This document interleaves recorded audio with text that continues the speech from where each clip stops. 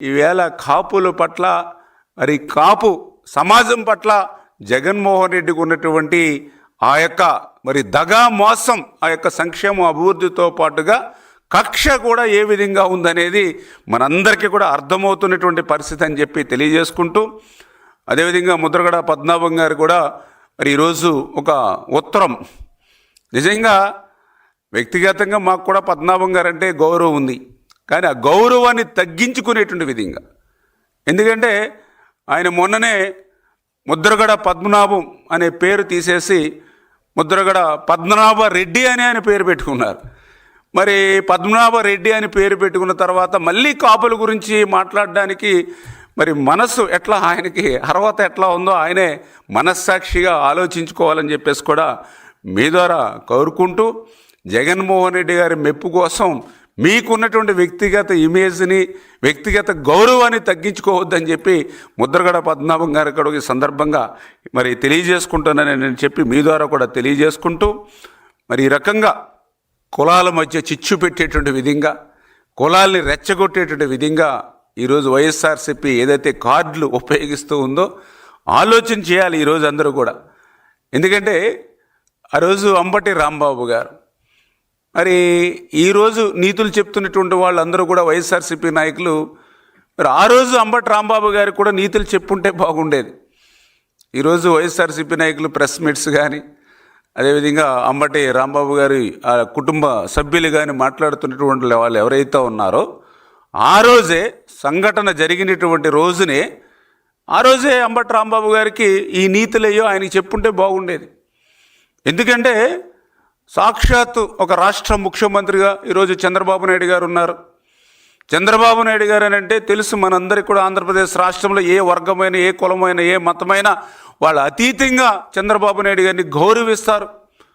అటువంటి చంద్రబాబు నాయుడు గారిని ఉద్దేశించి మాట్లాడితే కొంతలో కొంతైనా కొంచెం క్షమించగలిగేటువంటి పరిస్థితి ఉంటుందేమో, కానీ చంద్రబాబు నాయుడు గారి యొక్క తల్లిదండ్రులను ఉద్దేశించి మాట్లాడేటువంటి తీరు ఎంత దుర్మార్గంగా ఆయన మాట్లాడాడో వారందరూ కూడా మనం చూసాం. చంద్రబాబు నాయుడు గారి యొక్క తల్లిదండ్రులు, దివంగత తల్లిదండ్రులు, వారి గురించి మాట్లాడేటువంటి హక్కు ఎక్కడుంది అంబటి రాంబాబుకి?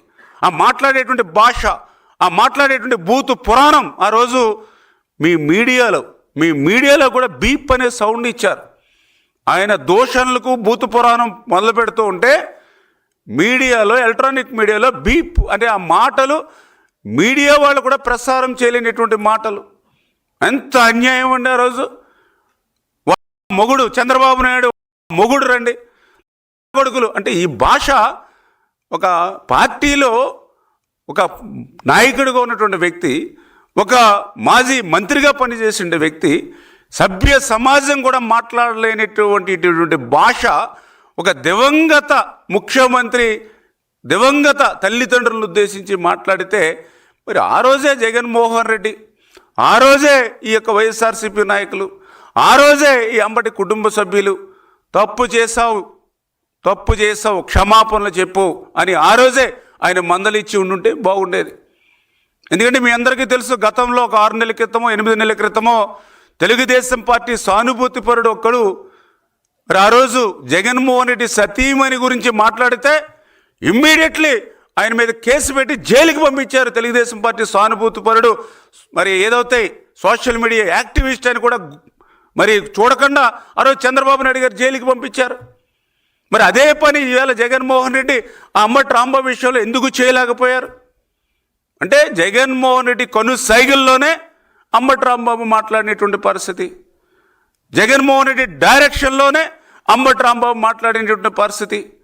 ఏదైతే తనకి అధికారం ఇచ్చినటువంటి 5 సంవత్సరాల్లో ఒక మైన్స్, లిక్కరు, మరి ఏదైతే విలువైనటువంటి భూములు, ల్యాండ్స్, మరి అదేవిధంగా శాండ్, ఇవన్నీ కూడా ఏ రకంగా అయితే కబ్జా చేసి, లూటీ చేసి, దోపిడీ చేశారో అవి సరిపోవన్నట్లుగా ఆఖరికి అత్యంత పవిత్రమైనటువంటి తిరుమల తిరుపతి వెంకటేశ్వర స్వామి వారికి సంబంధించినటువంటి లడ్డు ప్రసాదంలో కూడా మరి అక్కడ ఆవు లేదు, గేదె లేదు, పెరుగు లేదు, పాలు లేవు, వెన్న లేదు, కానీ నెయ్యి కల్తీ నెయ్యి మాత్రమే ఉందని ఏదైతే సిట్ చెప్పిందో, 240 కోట్ల రూపాయలు ఏదైతే మరి నెయ్యిలో కల్తీ నెయ్యిలో కుంభకోణం జరిగిందని సిట్ చెప్పిందో, దాని నుంచి డైవర్ట్ చేయడానికి అంబటి రాంబాబుని ఒక పావుగా జగన్మోహన్ రెడ్డి ఉపయోగించుకున్నటువంటి పరిస్థితిని ప్రజలందరూ కూడా గమనించాలని చెప్పి కోరుతూ ఉన్నాం.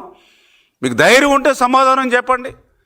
ఈవేళ నెయ్యి కావాలంటే వెన్న ఉండాలి, వెన్న కావాలంటే పెరుగు ఉండాలి, పెరుగు కావాలంటే పాలు ఉండాలి, పాలు కావాలంటే అక్కడ ఆవు ఉండాలి, గేదె ఉండాలి. ఎక్కడున్నాయండి ఇవన్నీ? మరి ఇవన్నీ ఏమీ లేకుండా నెయ్యి మాత్రం వచ్చిందంటున్నారు. అంటే మీరు ఎక్కడి నుంచి తయారు చేశారు ఈ నెయ్యిని? ఇది కల్తీ అని క్లియర్గా సిట్టిస్తే దాని నుంచి డైవర్ట్ చేసుకోవడానికి అంబటి రాంబాబుని ఒక పావుగా ఆయన బలి చేశాడు ఈవేళ జగన్మోహన్ రెడ్డి. అంచేత ఈవేళ ఎంతో కొంత ఎవరైనా ఒకరే ఇద్దరు అంబటి సానుభూతి పరులున్నా, అంబటి కుటుంబ సభ్యులు ఎవరైనా ఉంటే జగన్మోహన్ రెడ్డి మీద ధ్వజమెత్తాలి. అంతే తప్ప పాపం ఇటువంటి వాళ్ళని అమాయకులుగా చిత్రీకరించి ఈ రకంగా మరి కక్షలు పంపించేటువంటి విధంగా, వర్గాల మధ్య కులాల మధ్య వైషమ్యాలు సృష్టించేటువంటి విధంగా మరి ఈరోజు వైఎస్ఆర్సీపీ పార్టీ పనిచేస్తున్న విషయాన్ని కూడా సందర్భంగా ఆ రోజు కూడా జగన్మోహన్ రెడ్డి వారించాల అసెంబ్లీలో. నేను కూడా ఆ రోజు అసెంబ్లీలో ఉన్న ఎమ్మెల్యేగా. ఆ రోజు కూడా మరి ఇక చంద్రబాబు నాయుడు గారు ఆయన కుటుంబాన్ని ఉద్దేశించి, బోనమ్మ గారిని ఉద్దేశించి కూడా ఆ రోజు అసెంబ్లీలో ఈ అంబటి రాంబాబు కానీ అక్కడ ఉన్నటువంటి నాయకులు కానీ ఏ రకంగా మాట్లాడారో మేము కూడా చూసాం సాక్షాత్ అసెంబ్లీలో.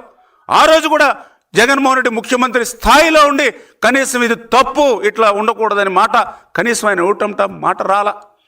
ఈరోజు కూడా సంఘటన జరిగింది. జరిగిన వెంటనే ఆయన తప్పు చేసాం క్షమాపణలు అని చెప్పుకుంటే జగన్మోహన్ రెడ్డి అంబటి రాంబాబు మీద చర్యలు తీసుకుని ఉంటే అసలు ఇటువంటి పరిస్థితులకి తావులేనిటువంటి పరిస్థితి.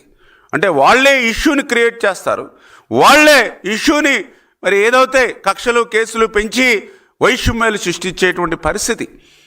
అంటే ఈ రకంగా ఆంధ్రప్రదేశ్ రాష్ట్రంలో గత 18-20 నెలల నుంచి ఒక అభివృద్ధి, ఒక సంక్షేమం ఇవాళ ఈ ప్రభుత్వం తీసుకెళ్తూ ఉంటే వాటి నుంచి దృష్టి మరల్చేటువంటి విధంగానే మరి వీరు చేసేటువంటి ప్రయత్నాల్ని ఇవాళ కూడా మాట్లాడుతున్నారు కొంతమంది. జోగి రమేష్ గారు గురించి, అంబటి గురించి.